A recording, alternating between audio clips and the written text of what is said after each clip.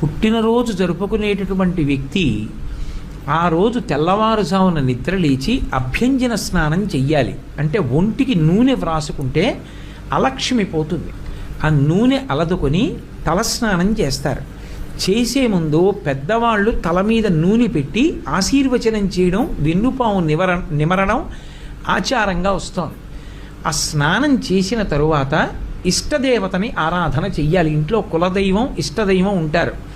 ఆ కులదైవాన్ని ఇష్టదైవాన్ని ఆరాధన చెయ్యాలి.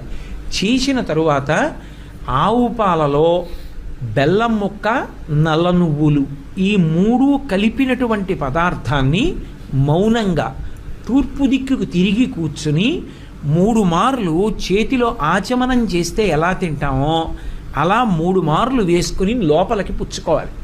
3 మార్లే. ఎందుచేత అంటే నల్ల నువ్వులు, బెల్లం, ఆవు